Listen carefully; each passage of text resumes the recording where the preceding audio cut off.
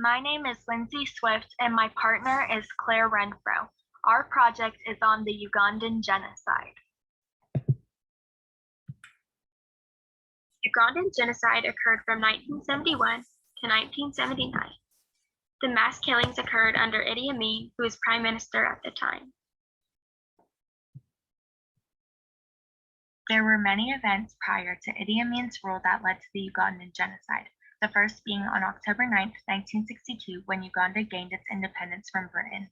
Milton Obote became the first elected Prime Minister of Uganda and held office from 1962 to 1971, during which he forged a close alliance with a man named Idi Amin.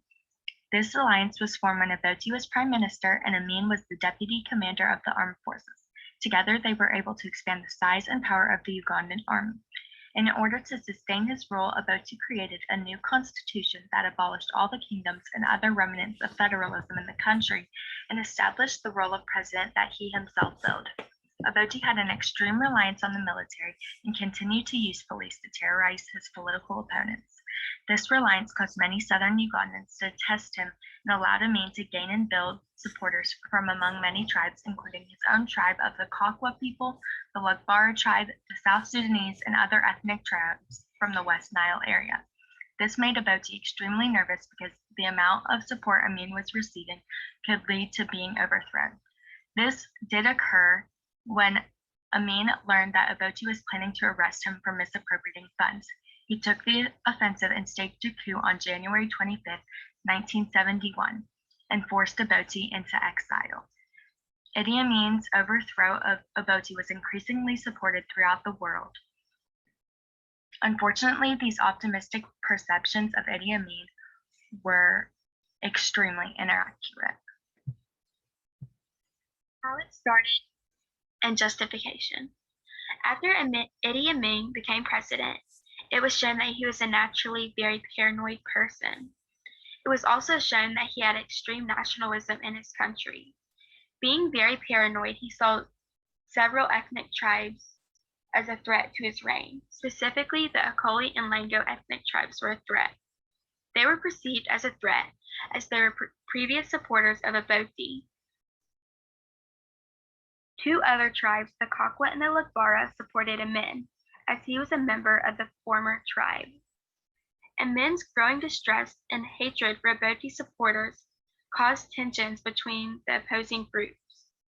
Amin encouraged the Lugbara and Kakwa tribes to kill the other ethnic tribes.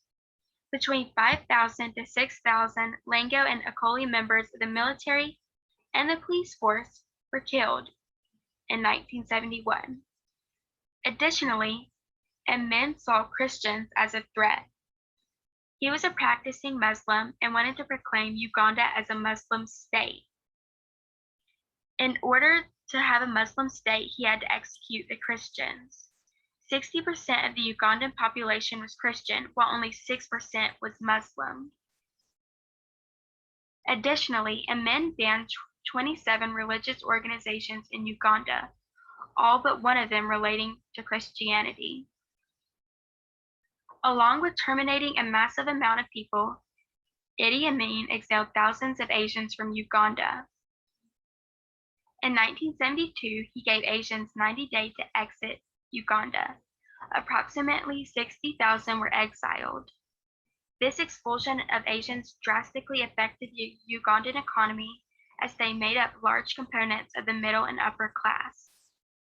In retrieving countries, Asian refugees received hate crimes on their passports if they were not of Ugandan nationality.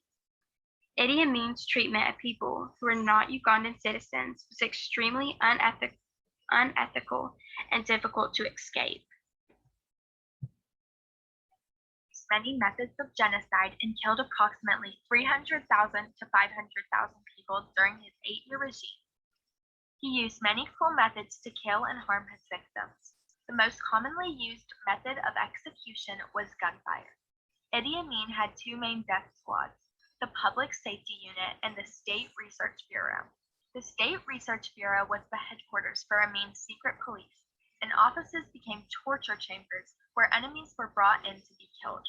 In these chambers, methods such as strangling, shooting, and beheading were used to kill Amin's opponents. Other than the military police, there were other forces of about 18,000 men who were mainly from Amin's home region. Amin stalked his victims as members of his private police would sit in church services to identify Christians. Days after the service, many of the attendees disappeared. One of the most disturbing practices Idi Amin supposedly committed was beheading people and then putting their heads in his freezer. It is said that sometimes Amin would take out the heads, place them on his dinner table, and then have conversations with them. Amin also admitted to cannibalism and said that he had eaten human meat before. One last genocidal technique Amin allegedly used was feeding people to crocodiles. Amin rounded up about 4,000 disabled people, with several of his own ministers, and had them thrown into the Nile River where they would be torn apart and eaten by the crocodiles inside. These gruesome methods of killing led Idi Amin to be known as the Butcher of Uganda. The most important leader of the Ugandan genocide was Idi Amin. Idi Amin was also the Prime Minister of Uganda at the time. He was responsible for the mass killings he launched on ethnic and religious groups. About 300,000 to 500,000 people were killed during this time. Results of the Ugandan genocide. One of the political consequences that occurred from this was the Bush War. After Amin was exiled, there was an election held between Obote and Museveni in the 1980 election. Museveni accused Obote of rigging the elections, which led to a civil war in Uganda known as the Bush War.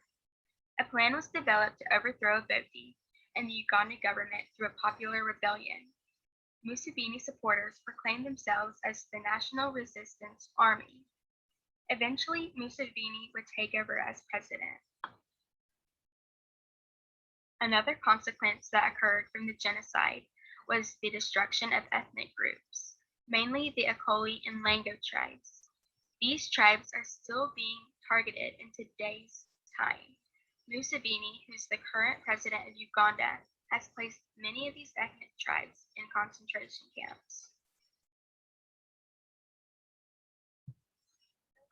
Economical consequences of the Ugandan genocide, mainly due to the expulsion of Asians who were not citizens.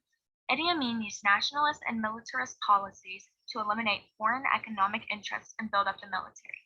Asians in Uganda made up most of the upper class and a large amount of the middle class. In Uganda, the Asian community owned most of the large-scale enterprises that had a major role in the national economy. After the Asians were exiled, the economy was devastated. The country lost many people in essential jobs, and the economic foundations of the country began to break. The price of food rose in response to national shortages. Another source of economic failure was inflation that came as Amin printed more money to cover genocidal expenditures. Inflation led to a great amount of foreign and domestic debt during the 1970s. Idi Amin's exile of the Asians and his demands to print more money overall led to many economic struggles. There was also social consequences of the Ugandan genocide, one being the moral bankruptcy of the population that was linked to the lack of moral leadership by Idi Amin. Children were surrounded by murder, tyranny, and the thought that disrespecting others' property was acceptable. Another social consequence that resulted because of the genocide was a shortage of food in Karamoja in July of 1978 after drought, crop failure, and plant disease. Idi Amin was very focused on the genocide, so there was little planning to try to prevent the agricultural problems. A drought occurred the next year and families began to run out of food. Famine reached its peak and Ugandans are still today extremely malnourished.